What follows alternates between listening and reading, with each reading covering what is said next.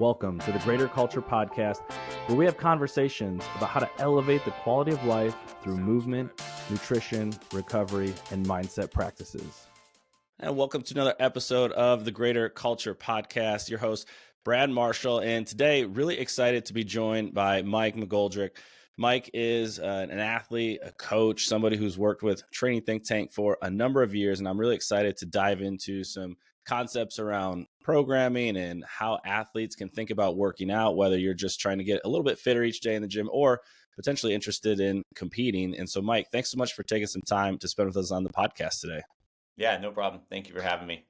So you're somebody who has been competitive, also a dad. You've worked in a variety of ways as a coach over the years. So I'd love for you to dive into a little bit about what your fitness journey has looked like, both as an athlete and as a coach.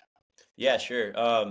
Started lifting when I was actually really young. I was an overweight kid in middle school, got tired of it, wanted to be strong, wanted to be fit. So I got super interested in weightlifting. And I would say like weightlifting, bodybuilding type stuff started at a pretty early age. And that led into getting pretty competitive playing ice hockey, which was like my main sport for a long time. So from early middle school all the way through college, I played and like that was my focus. And then once that time expired, you have that kind of moment where you're like, well, I have this competitive drive still. And a lot of athletic stories have turned into this that, I found CrossFit. Like I enjoyed this style of high intensity training. A lot of it kind of came natural to me. Like it was already like having a background in weightlifting and power development. So it was a lot of fun. And I think it was 2007. I started CrossFit. First gym I found was in Murfreesboro, Tennessee. It was in my college town, and great coaches. A guy named Evan Satterfield, who's fantastic. And he was like, "Hey man, like this is cool and good training and all, but like there's like competitions for this." And I was like, "Really? Like that sounds even better." I'm already just coming in here naturally, like burying myself. Like let's do it for a competition. So that kind of started the journey of focusing on CrossFit as a sport for me, and that really hasn't stopped since. I went to school for engineering. That was the focus in college. I was a mechanical engineer, got done with college, focused on CrossFit for a while, and was working full-time as an engineer. And then kind of just naturally always felt this pull of spending more time in the gym, working with coaches, learning about training, helping people. Like every extra time, any extra amount of time I had in a day, I was at the gym, basically like, helping people with programs or wanting to coach classes. And I just felt like, all right, like I can't ignore this. This is like a really strong pull towards something I'm passionate about. And I took the leap, and basically after about 6 years of being a mechanical engineer, I switched over to the fitness industry. And first company I worked with that actually paid me to do this was Barbell Shrugged. And for many years, I worked with them helping develop online programs. I was doing my own individual programming and coaching individual clients and athletes. And then eventually I started hosting the podcast for a little while. So I had a little bit of a mix of it all. And all during that time, focusing 100% on individual training and trying to be the best individual athlete that I could, like, with the sole goal of making the CrossFit Games. I tried many times and failed. And then it finally came to fruition in 2013 where I qualified individually. After that, went through some soul searching on what I wanted to do with the sport, because the amount of dedication and time and energy it takes to put into competing individually left me feeling a little unfulfilled in other areas of life. Like I felt that I wasn't developing as a person outside of just, focusing on me as an athlete. My coaching was suffering. I wanted to help people more and get a little bit more involved in that. So I went through a period where I stopped competing, and I just wasn't like super interested and fulfilled in doing that anymore. And that led me into taking coaching a little bit more serious. But it also led me back to getting more involved in the team aspect, because I felt that it just brought a really good balance to like, still remaining competitive and having a lot of fun with training, and still being driven with goals in the sport, because that part of me wasn't done yet. But it also didn't stop my growth as a coach, as a husband, as a leader in the fitness industry in terms of wanting to really inspire people. So that kind of since then has been, my focus is more of the team aspect. And, that brings a lot of joy and entertainment to me with still remaining competitive and somewhat relevant in the sport. hmm One of the things I think what you highlighted there with your story is, taking some early on experience with lifting and sport and then being able to apply that, which a lot of folks have done in the CrossFit space.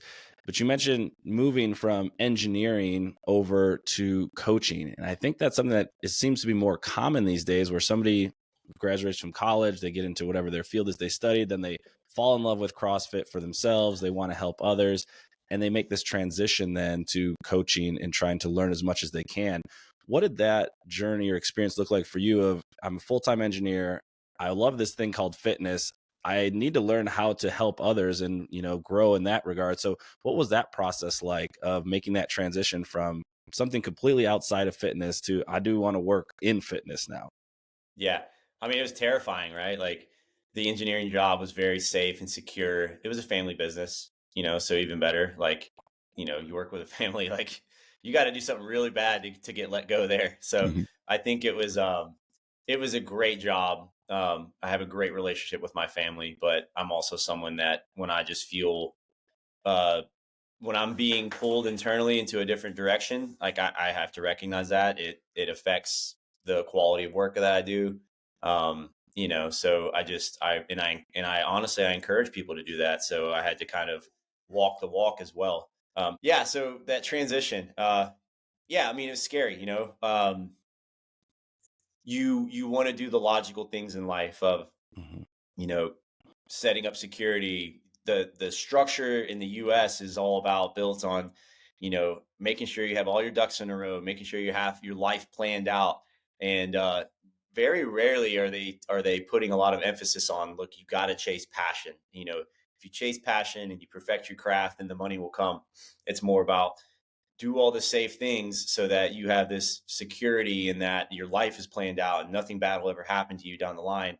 And it's a bit of a misleading system because people get into these jobs and careers that, like, they provide a lot of comfort and stability, but they're not always, the choices made to get there aren't always about what's following inside, like what's in your heart, and that eats at you eventually, especially if you're someone who's very aware and in tune with what goes on inside of your mind and your body, and really paying attention to that. So it was something I had to try. And I felt like I was young enough at the time that, if it fails and I fail, that I don't have very far to fall. I could always do it again or go back to engineering and take chances there. But I just felt confident that, I can figure this out, and I have a lot to give and contribute in this industry.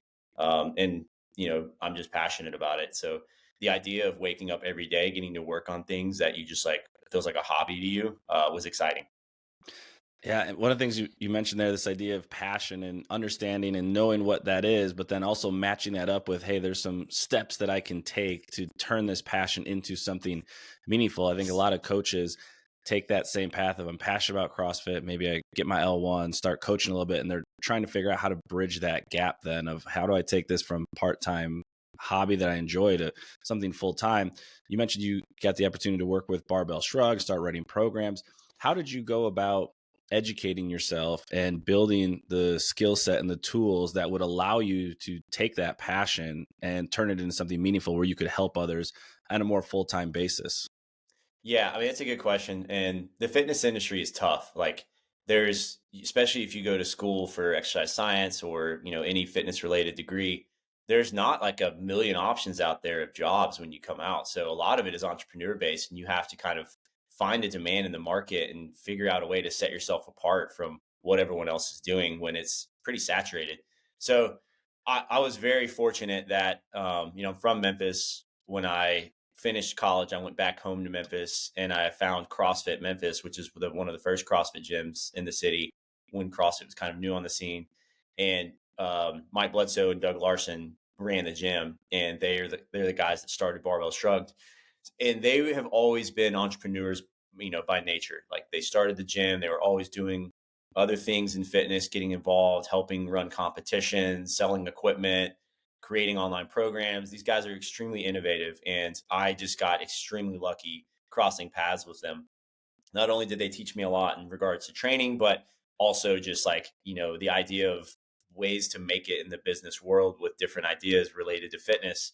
So, yeah, I mean, honestly, I'll just call it luck. Like, I wasn't the most creative in that world. And had I never crossed paths with them, I would have no idea what to do outside of like just trying to do what other people were doing. These guys really, I mean, they were kind of the first to the scene with making, like a big fitness podcast, making programs like the Muscle Gain Challenge, like stuff that was really outside of the box thinking. So, I learned a lot from them in terms of like, all right, well, to make it in the fitness industry and to make things that you're passionate about, like you have to be creative with ideas and you have to find things that people have a demand for and fulfill that. It can't just be following the same stuff that's already made and you just only putting your little spin on it. That might work if you get really lucky, if you're an extremely entertaining person. But I think at the end of the day, if you feel that you see something that's needed in the fitness industry or that could be done better or improved, then you have to take a chance and try and make it and do it. And, for a lot of people, that just means starting a gym and making it better than the gyms that they've been through and experienced on their own. Yeah. And I think networking and the connection and the collaboration there is such a key component to what you said of you never know what relationships or what people you're going to run into that might help to spring you into the next idea, the next opportunity, or ways to work together. And what you mentioned there at the end is I think the natural trajectory for a lot of folks, like coach, manage, maybe then I got to open my own gym or affiliate. And that's the only sort of options in the CrossFit space. You found ways to be full-time coach and work in different ways without necessarily owning an affiliate. Talk to us a little bit about what that journey and experience has been like. So you said you worked with Barbell Shrugged and then kind of took a back seat for the competing side and started to improve your coaching. So what did that look like then in terms of work for you moving Yeah. from that position? Yeah. So, I mean, I was working with them. I was doing like three different things. When you take that leap, you do what you have to do. So working with Barbell Shrugged, helping with the podcast, helping run online programs, also running my own individual coaching business, mostly with a lot of personal training in town, helping out here and there with coaching some classes around the gyms, running camps and clinics in Memphis area. I was very fortunate to have a good relationship with a lot of the gyms there who, one, they supported my like athletic endeavors. Like when I was training solely individually for the games, like I was just popping to every gym trying to use whatever equipment was available. Like, hey, like you got a tire, like can I use this? And like they were very supportive. And in trade, I would, hey, look, let me run like a mobility clinic for your gym, or let me run a weightlifting seminar. Like they were very supportive, and there was a lot of opportunity for us to kind of trade services in that way. Doing personal training, and then again, like individual coaching. And then also I started this company called Mobility Kits, where it was a foam roller with a package of contents inside of it. And I was making them out of my house and selling them, kind of new to the market at the time. This is like right when K-Star came on the scene and he had all these items. And I thought this would be a cool idea. Like, let's package it together and sell it to people. And I was doing educational content with that. So really just trying really anything I could where I felt like, all right, I think I can make a difference here and create something that's helpful for people. So it was a lot of stuff, wearing a lot of different hats. As I progressed through that, I realized, man, like this is a lot of different things I'm doing. I don't feel like I operate well or very efficiently doing this. I want to like really shift my focus towards being really good at one thing. And at that time, the passion for me was individual coaching. Like I wanted to be the best individual coach that I absolutely could be. I felt like it was a way for me to kind of just dive into learning more about the nuances and the details of just individual program design and getting one person better at a time.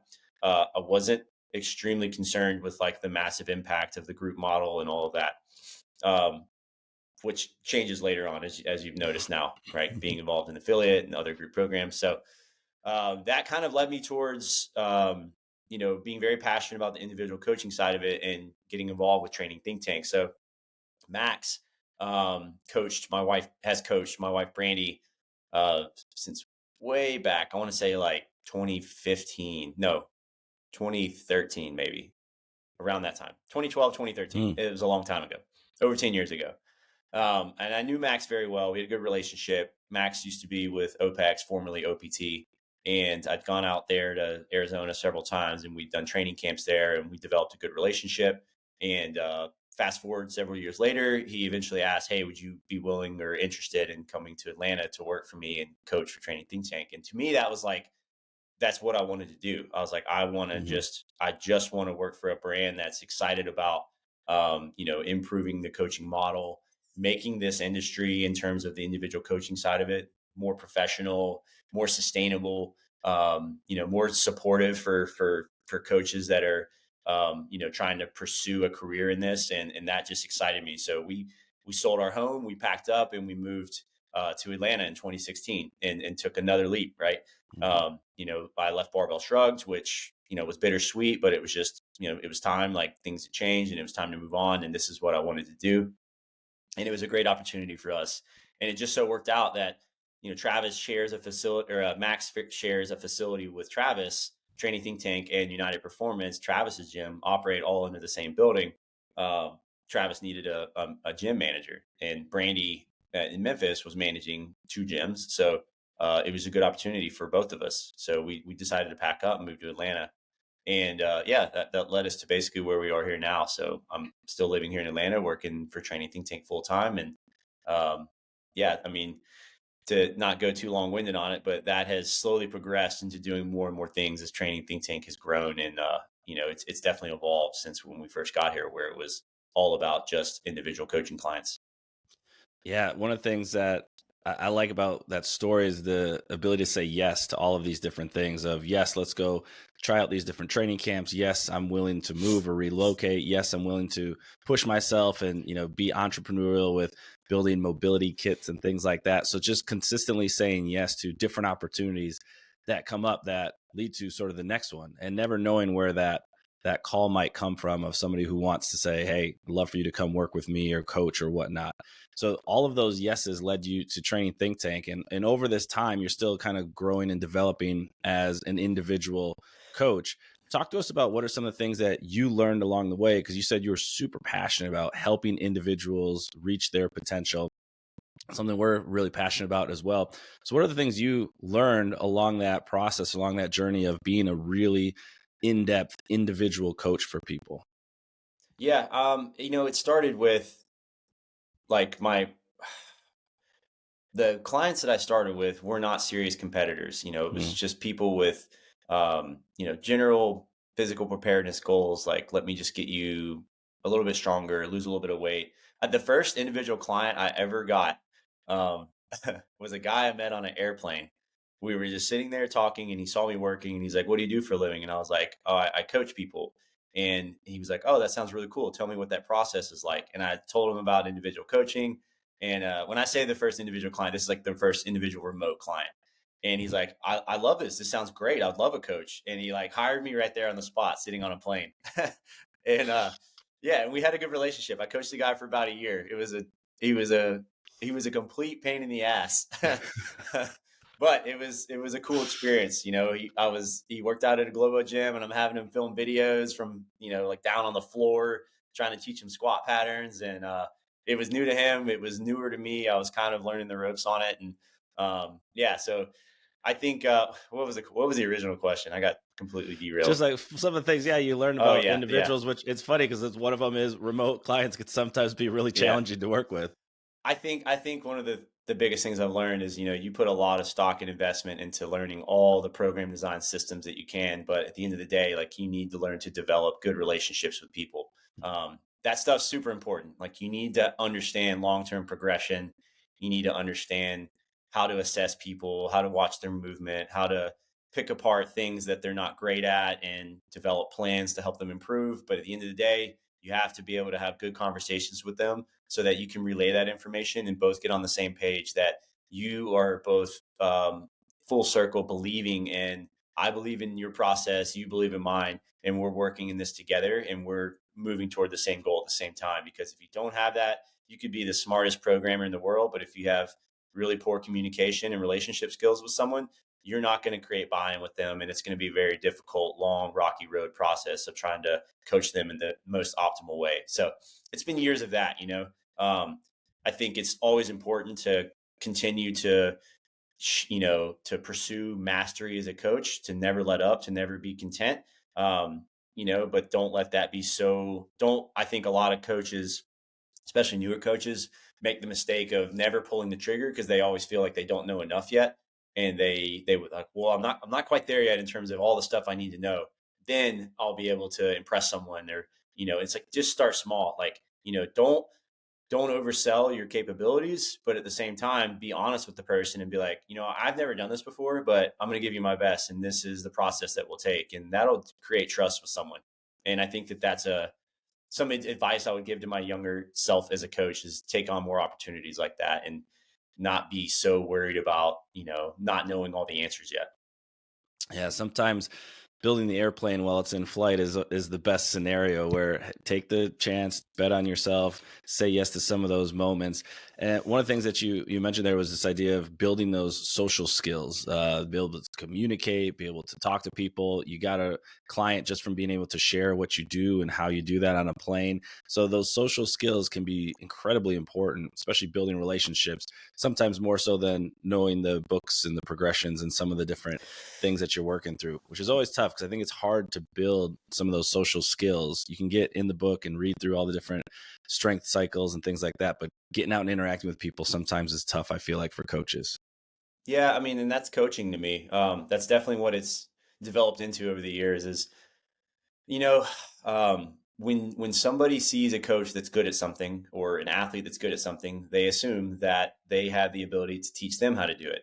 And if you go and pursue that coach or that athlete and are let down or disappointed because you've learned, well, they don't have the skills to necessarily communicate to me on how to do this, it's tough, and it's tough on the coach. Like, so I think one thing I've definitely learned over the years is, I have things that that have come to me naturally, that come to me a little bit faster, than other people. Like my strength development comes a little bit quicker.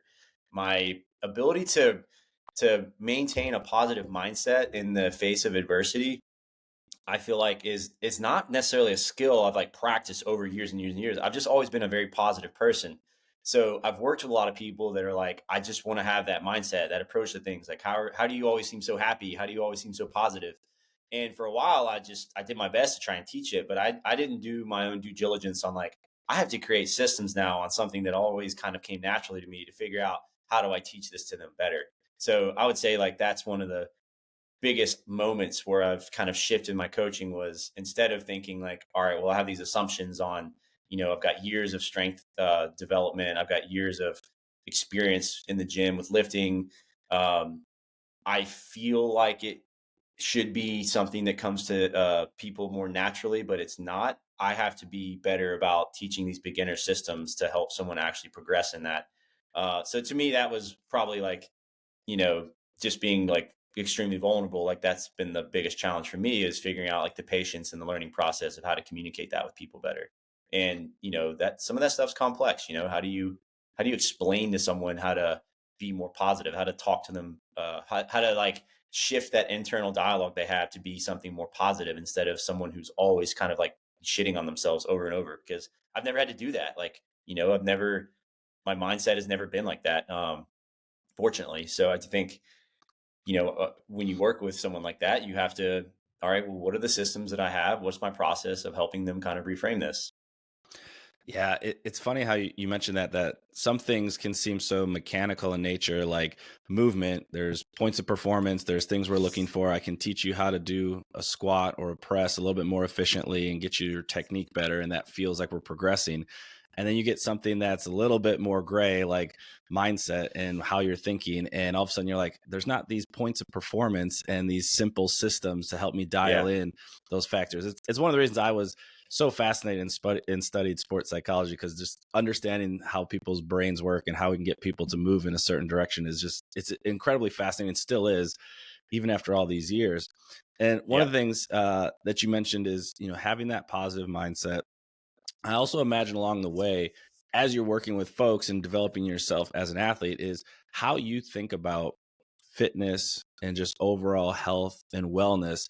And it's something that I've become more and more fascinated with, is how people's perspective or how their viewpoint on it changes over time. I think, Yeah. and I'd love to get your perspective on that. Starting off as an athlete and you got really excited about competing back when, and over time that kind of changed. You went team, you went individual coaching, now you're group coaching and things like that. So how is your perspective on just overall health and wellness and fitness either maybe stay the same or changed over the years, the longer you've been in the industry?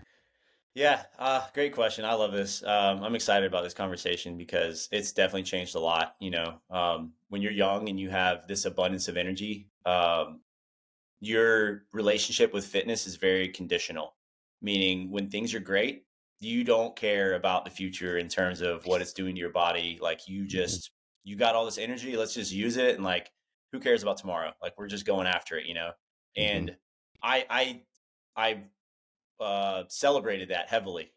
I mean, I used to train, 4 or 5 hours a day. Every session was a beat down. Like, I'm not saying that it was a mistake. I don't regret it. I had the energy. I gave everything I had, and I have no regrets there. But I also neglected a lot of things that could have helped me, potentially move a little better, probably deal with less painful circumstances. Because when I got into states of pain, burnout, fatigue, I didn't have the tools to dig out correctly. But that also led me to learning a lot and really developing as a coach and a better and a smarter athlete. So my relationship with it has changed a lot. I think there's a lot of pressure now, and maybe I guess conflicting information out there in terms of what you know health and longevity really mean to people. What does quality of life mean? And on one end of the spectrum, it's people saying, well, like, look, you're trying to live as long as you can. So, like, why take risks? Why push things? Why do things super difficult? Because it's not necessary. Is it necessary to overhead squat? Is it necessary to do a hard 2K row progression? Right. So it's all dependent upon you, what you think is necessary.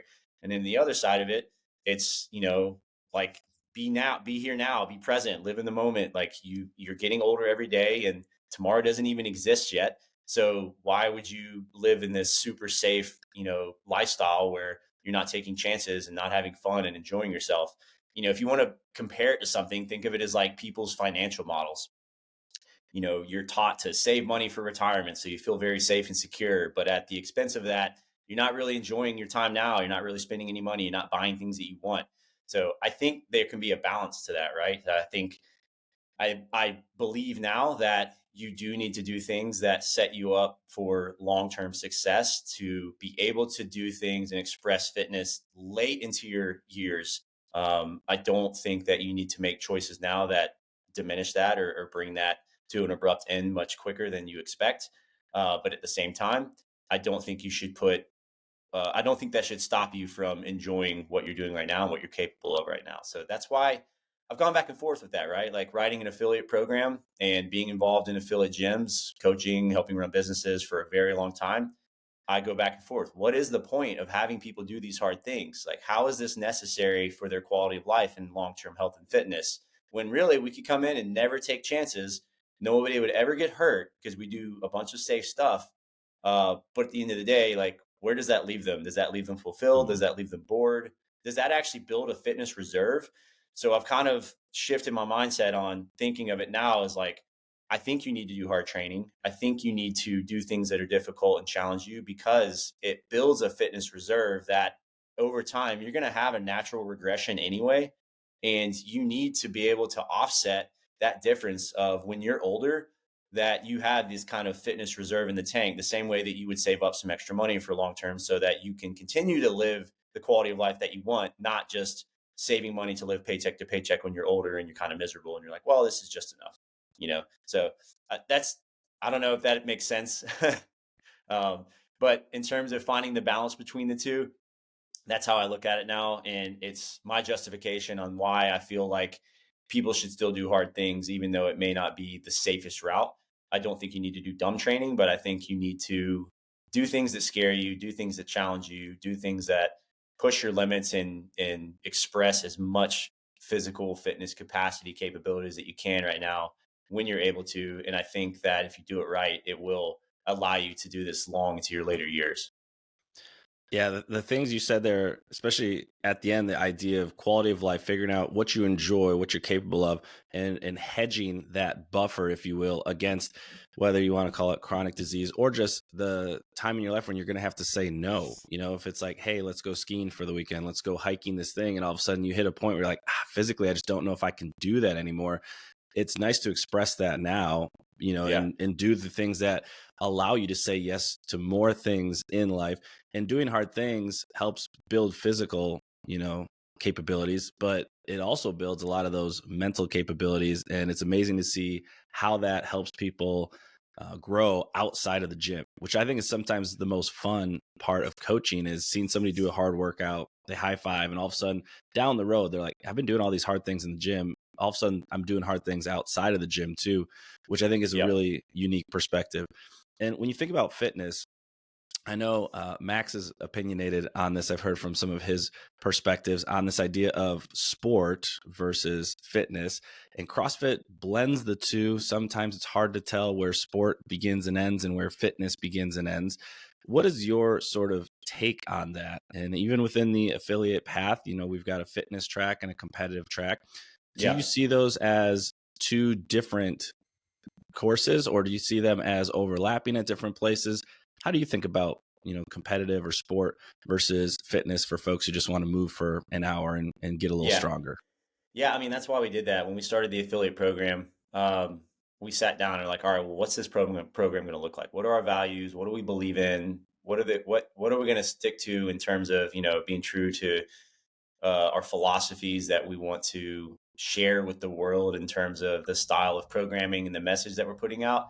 And it ultimately came down to like, well, there's this divide, you know, like I've been to a ton of gyms around the world and every single one that I go into is so drastically different. A lot of them may even follow the same program, but their clientele is so different. And I'm like, that's a problem. You know, I just like, I don't believe that everyone needs to be in this individualized model, but I think that gyms need to kind of individualize in a way to meet where their clients are at and be really in tune with what is like the larger population of the gym working towards. And you know, we've started the compete program. We have a ton of different paths and options on there. Um, with our attempt of making sure that everyone gets the most individualized approach while still being involved in a community. And when creating that, it's been a lot of how do we make this easier to digest and more efficient? So when creating the affiliate program, it was like, all right, well, these are the largest two pools that we see. We see a market that of gyms that really loves like the classic go hard CrossFit that loves to race on a daily basis. And really like to me, sport is more timeline based. It's about you have an endpoint, you have a goal, you have a competition that you're working towards. And this puts pressure on you and your body and changes circumstances a little bit where, you know, you're taking more risk. Like you might have some overuse injuries. You might get a little beat up. You might chase a little bit of fatigue. But that's part of it. That's part of sport. Like it's hard and it's uncomfortable. And that to me is like the difference in the fitness side of it, where it's like, we're not really putting these endpoints, this hard structured time in place because if we're on a more auto-regulated approach. If your body's not feeling it, if you, you know, wake up the next day and you're not recovered, then you need 2 days of rest. And we're getting off this strict, you know, model of, well, this is the timeline, this is the goal that we're reaching this endpoint towards, or this is what we're chasing towards, and you have to kind of fit to this model because you have to show up and perform that day, you know, the open. Then that changes it a little bit. The fitness side of it allows us to kind of be more flexible with it.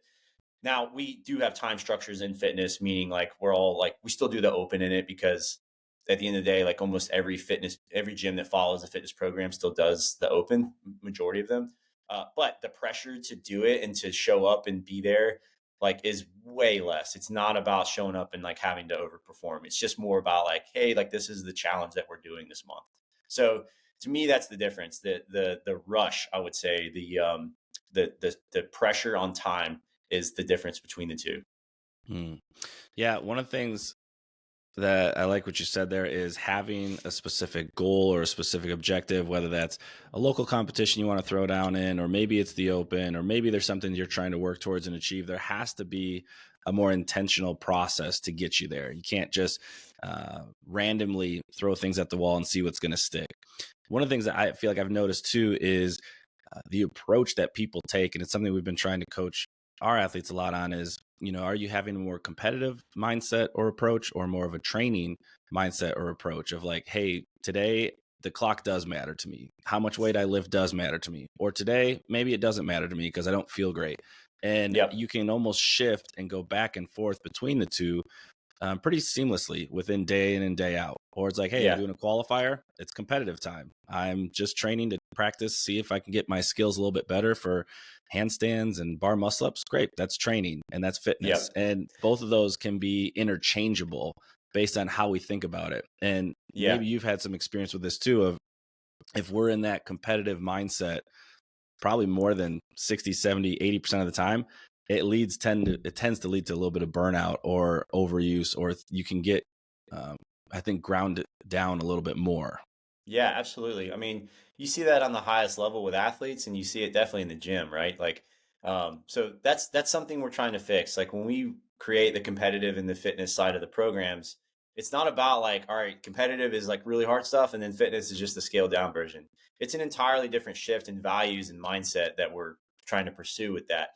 And I hope, I mean, I have conversations with affiliate owners that follow the program weekly, like several a week, on what can we do to improve, how can we continue to like communicate this message better, and they do a great job. So I think a lot of it is, yeah, like you come in and you make the choice or the decision: am I racing today, or am I listening to my body and performing good training that's going to help me really stick true to my values and my goals of that long-term quality of life focus. Mhm. So again, that comes down to like that time sensitivity, whereas like, no, like I'm doing this partner competition in 2 weeks and like I need to be prepared for this task, versus no, my goal is to be able to ski when I'm in my 80s. So I'm pumping the brakes a little bit to kind of like let this process draw out a little bit. So yeah, I mean, that's the goal. And I think it's tough for gyms, and especially for owners to do that, because you have this divide of mentality in the gym. Some people came to you to do hard CrossFit and race all the time, and some people came to you to get out of poor health and dysfunction and fight chronic disease. So I think, how do you find the middle ground there? And that's just where the coaching comes in. Like that's where Mhm. the owners and leaders of the gym step up, and they really communicate this message over and over and over and over until the members get it and they're on board with it, and they feel it and they see it, and you're sticking true to your guns. Like you're saying, look, like I know this workout doesn't look like there's a score that you can keep today, but that's not the purpose. We raced yesterday, we're racing tomorrow. You have to do this today because we're trying to keep you from beating yourself down. And it's tough sometimes. Like people come in and they get distracted and they get addicted, and they get Mhm. hyper focused on wanting to beat people and race, and they just totally forget about what the ultimate goal and purpose is. And I don't blame them, because it's tempting. Like it's like leaving an open trash can in a house full of dogs, and then when the dog walks by and grabs a piece of trash out of it, you beat the dog, and you're like, the dog is being a dog. Don't do that. Put a lid on top of the trash can, remove the temptation, and then now the dog doesn't have to worry about it, and you're not mad at the dog, and the process goes on and improves. So Mhm. I think yeah, I mean, that's our goal with the affiliate program ultimately, is how do we fulfill both of those and continue to keep that message strong. Yeah, one of the things I've noticed in following the competitive affiliate track for about a year now is that it really does come down to the coach and the affiliate and how they share that information of like, this is the programming. And we have athletes who've just started their fitness journey, won't hang from a pull-up bar, won't be getting upside down anytime soon necessarily. And they're still in the same class as somebody who is doing, for example, today, bar muscle ups and chest to bars. And you can still make that work and have somebody who's like, I'm just trying to get stronger and get up off the floor a little bit easier, lose some weight. And somebody who's like, hey, I want to go to the next local competition. And they're all in the same class together. So even just hearing the term competitive doesn't necessarily shy away folks from like, I just want to come in and work out and get fit. Like I'll still have fun and I can Yeah. still go through progressions and I can still get coached in a way that's going to lead me towards my goals, even if I'm Yep. not going to do a competition. So I think that's been really, really helpful. And it does come down to the coach and the leadership of how do we communicate that to the Yeah. members. Yeah, I mean, group model haters will argue you till they're blue in the face on why that system's not great. But at the end of the day, I've seen it do way more good than harm. I've seen it inspire people. You know, just because you can't do it when you come in that day doesn't mean you can't ultimately work towards that. And had you never been around people that were doing those amazing things, you would never be inspired to push to that level anyway. So, I mean, like, so what? It's risky. Like, so what? You take chances. Like, God forbid that we get older and we keep doing hard things, you know? Like, there's this mentality that, like, well, because it's risky and dangerous that we probably shouldn't do it. I'm not at all trying to condone crappy training and like poor progressions and stupid movements that people don't need to do, but I don't think that that should be confused with being extremely overly cautious and safe all the time to the point where you're not challenging people. I think that the challenging of people is what keeps them feeling alive. It's what excites them. It's what helps them accomplish things, pursue goals, and honestly, like, makes life worth living, because without that you become complacent, bored, apathetic, and life just gets pretty dull. Yeah, I love that perspective. And one of the things that it brings to mind is the idea of intensity, is that sort of the standard by which we can experience some change. We want to get stronger, we want to get faster, we want to get fitter.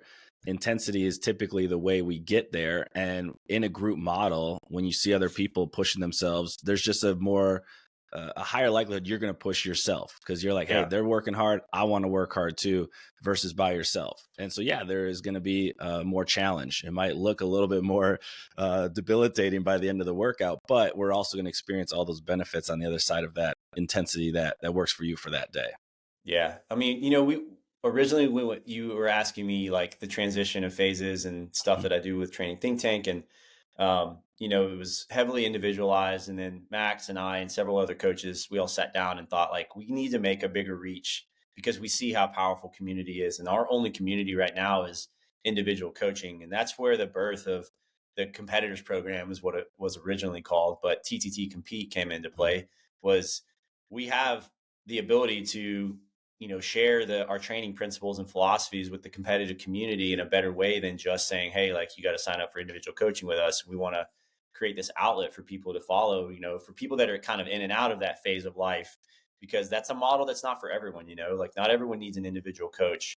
Some people need some individual guidance, but community to train with every day. And, like, you know, the power that I see of what a good mix of a positive training environment with, not just competitive training environment, but a training environment of having a class of members that support you and give you that strong community feel, like you feel seen by them, they feel seen by you, mixed with good training, is just so powerful. Like, it keeps people super fit, it keeps them consistent, it keeps them happy.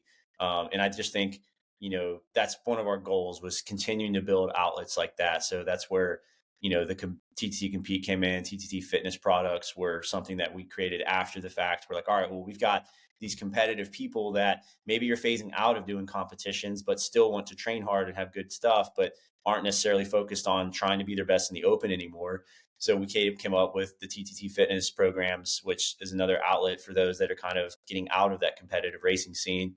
And then the affiliate side of it, we got a ton of people that still enjoy class. We got a ton of people that need that community touch, that want to go back and forth. And you know, it was just, we're just proud that we've continued to grow and build different avenues for athletes to be a part of the TTT community. Yeah, I think that speaks to the way that you all think about fitness and movement, in that it can be a very individualized approach. If I have my own specific goals, my intentions, what I'm trying to get out of it, but then also realizing like there's this community aspect that makes it really, really special. And even if I'm on my own path, if I can be surrounded by others who are still doing that, whether it's, you know, compete or fitness, like, it gets me more excited to do whatever's in my workout log for that day, even if it's in my home gym or at a local affiliate, whatever that looks like. So being able to create these avenues for people to experience fitness and then experience some of those benefits is always helpful. Because I think Yeah. it's one of those things where if you look at all the ways we can impact somebody's quality of life, you know, sleep and nutrition and movement and mindset, what tends to be one of the first things people go to is movement. If somebody says, hey, I really need to kind of improve or get things going again, I got to go back to the gym, I got to go start moving again. And then it's funny how some of those other pieces start falling into place of, hey, I'm consistent in the gym, I'm watching what I eat a little bit more, I'm sleeping a little bit better, I'm trying to do things to move myself in a direction. And usually it starts with community in fitness and movement Yeah. that kind of gets you on that path? Yeah. I mean, I think the community has to be a positive impact because uh, what we've seen over the years, and this is kind of a problem that I'm also trying to help fix with our coaches and our team is you'll see people join a gym and there's a peak in fitness when you start across a gym. It's a stimulus that you've never hit before. And then it can potentially, one, assuming you're doing it correctly and resting when you need to and avoiding overuse, you miss that injury dip. Um, but there's also this decrease in fitness. Maybe they actually start gaining weight again because they're back in the gym and their body is somewhat acclimating to these stresses, but they're so used to that level and intensity of training that now they can actually resort back to poor lifestyle habits where, they start Mm, drinking more again, or they start eating poor again because they're just kind of used to that like hard intensity training now. Whereas when you first start, if you had really poor and crappy eating habits, sleep habits, it hurt when you went to the gym. Like the punishment was doing those workouts and you're suffering the consequences of the crappy lifestyle choices you make going in. But you eventually adapt to that. So I think that it's more than just, all right, well, how can we just keep pushing them harder in the gym? Because that's kind of a means to an end. Like we have to have a positive impact outside of the gym. And I think that comes with surrounding yourself with the right people who are making those choices too. Like I'm all about having fun in the gym and like parties and social gatherings and stuff. But when going back to those habits and the overeating and the crappy food choices and the excessive boozing, becomes normalized again, like I'm not okay with that. And I think that that's not good for the community. I think, look, like we're trying to get people back out of, like, we're not trying to resort back to this poor health that they originally got them there. And you'll lose people eventually after that, mhm. So I think, I don't know, a message, is like, pay attention to that. And I think, have conversations with those members that you see that potentially might be going through that type of stuff and figure out like, all right, what do we need to do to have a larger impact that's just beyond that 1 hour a day that they're in the gym.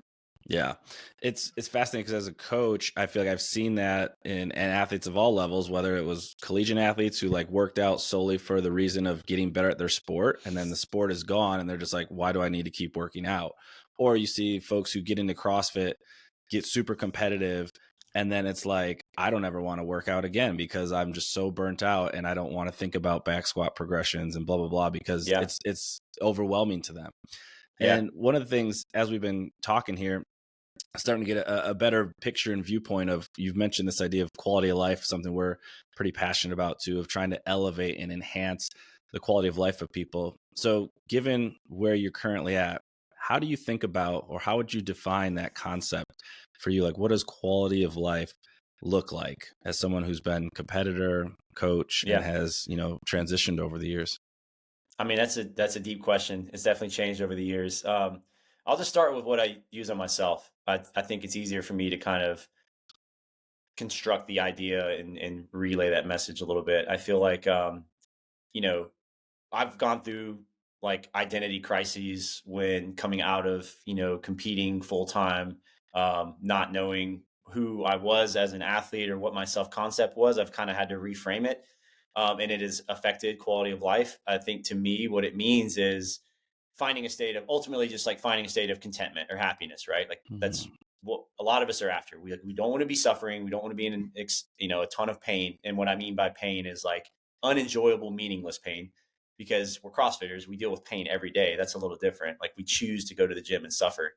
But I think getting away from meaningless pain is the goal. So quality of life is resolving that, figuring out what you have to do to get out of those scenarios. Are those scenarios self-inflicted? If they are, what tools do you have in your reserve to help fix that?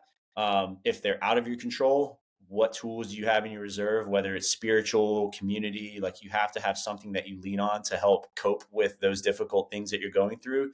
And what I mean by like self-inflicted versus things out of your control are, you know, losing family members, getting chronic illness, something, getting sicknesses that are, dealing with cancer, like stuff that's really bad that, you can't necessarily have control of directly.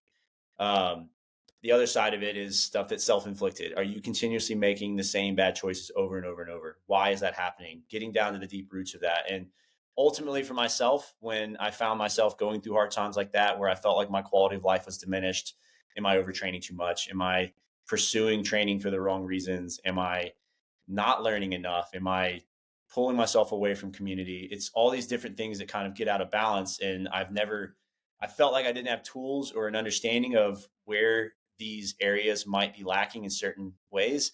Uh, Ultimately, it comes down to three things that I try to focus on. One, what are my relationships like? The people that I'm around, am I giving them my undivided full attention, my love? Are they giving me the same? Is there a two-way street going on there? If not, that usually affects, I'd say, like, not to get too ooey gooey, but like my inner peace, that it highly affects that, which carries over into the other two, which is my self-mastery, like my pursuit of self-mastery. And I don't mean like feeling like a master to people. I mean, my constant pursuit of trying to improve my craft, my constant pursuit of learning. When that is dipped, when I feel like I'm not paying attention to improving the things that I enjoy doing, like coaching, training, learning new instruments. When I'm not on a pursuit of perfecting a craft in some way, that pulls me extremely out of balance. And then the last is my contribution. What are the things that I'm doing that um, what are the things that I'm doing or creating in the moment that are helping me feel like I'm kind of giving back to the world? And that's where selfishness comes in. If I feel like I'm lacking in that, if I'm not tithing, or if I'm not contributing, or if I'm not sharing content, or saying yes to podcasts and having conversations with people, that leaves me feeling a little empty. And I've just recognized over the time of dealing with really hard times and getting out of bouts of, mini depression, if you will. Like if one of those three is neglected, then things feel out of balance. And I couldn't define that originally. That was way more thinking that young Mike was used to. But over the years, I've come to figure out that paying attention to those three, making sure that I'm giving each of those three attention on a daily basis, helps me feel like my quality of life is better restored. That's so far beyond like making sure that I'm working out hard and training and taking care of my body. But ultimately, those three are kind of the root base, the foundation of what helps me feel like I have an abundance of energy in the day, helps me feel like I can be present with the people I'm talking to, helps me feel like I can give the most to, the programs that I write, the athletes I interact with, the training that I'm doing. I can, be enjoying it. I can be okay with stepping away from, needing to take a day off on training, or maybe shifting training goals a little bit. So ultimately those things are kind of what define my quality of life. Yeah, I appreciate how thoughtful and intentional. I can tell that there's been a lot of work done there to figure out and identify those of how do I experience some contentment? How do I experience happiness? Well, it comes back to relationships. It comes back to having something that drives me, gets me excited, and feels like I'm progressing towards mastery, and then sharing with others, whether it's collaborating, having conversations, or giving back in a way. So if you highlight and keep to those three things for you, then it feels like things are moving in the right direction, and then a lot of your behaviors and actions can lead and help support that. So I love how thoughtful that is. Yeah, thanks, man. I mean, it's been a lot of work. And I think it starts with, if I want to be able to give my best to people, and coach them to the best of my ability, like I feel like I need to have these things resolved internally first. I don't, I don't mean to say that means I need to be perfect before I can coach people. But I need to work on it. I need to try. And this works for me. This isn't what I'm suggesting that people do, but at the end of the day, when someone is struggling, I ask these questions and I'm say, have you considered these? Like, where are you giving enough? Do you feel like you're receiving enough? Are you over giving? Sometimes people give too much of themselves. I absolutely see that with gym owners. Gym owners are the toughest people in the world. It's a bit of a thankless job, in some aspects. Like, gyms aren't always the most profitable. There's a ton of hours dedicated to a day. You're running the business, you're coaching members, you're giving your heart and soul, and someone just quits. Oh, there's so and so down the street, opened up a gym and it's $20 less, and it's like, so I don't know. I think like I have utmost appreciation for people that have stepped up to run these communities and be fitness leaders and continue to drive change in the world, even though it's not like, at the end of the day, they're not rolling in cash on a monthly basis. I think keep doing the big things and making an impact, and it continues to inspire me too. Yeah, there's certainly a selflessness to that of wanting and putting yourself out there to help others. And so many times you can put those other people in front of your own needs and wants and desires. And that can work for a time. But like you said, being able to fill your own cup and know what your purpose is, know if there's those principles that sort of guide and influence how you think and how you act. And that can lead to those practices of what you do on a daily basis for how you eat, how you move, how you sleep, all of those things. And being aware and tuned into those can help us to improve the quality of life.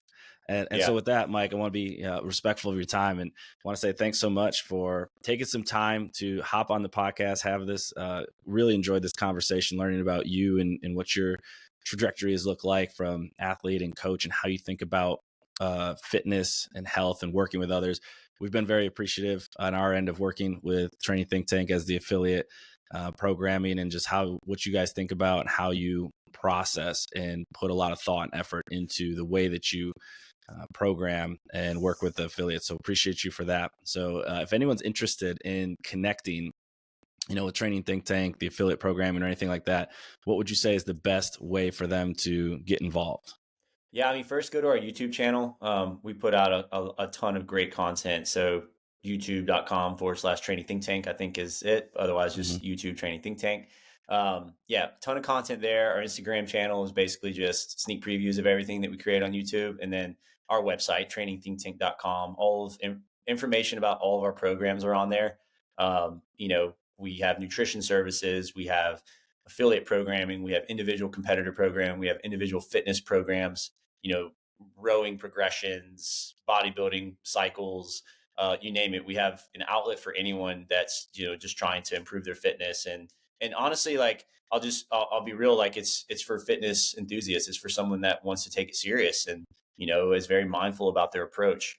So yeah, I mean, check it out. We have a lot of information there. And, I got to say too, I got to shout out to the whole team. So we ran the camp this weekend and we had some coaches that have never spoke before step up and speak to the audience. And it like filled me with so much appreciation and gratitude with how strong our coaching community is. I was blown away by their knowledge, by their passion for the messages that they shared, as well as the teams that are involved with creating the program that you just gave a shout out to, like Coach Ryan and Coach James are have had a huge impact in that program and its growth and success. And yeah, I appreciate the kind words on that. I'll make sure to share that with the team so they can continue to do good things. Yeah, well, look forward to next opportunity. We get a chance to connect. Enjoy the rest of your day. And thanks so much for taking some time. All right, man. Appreciate it. Have a good week.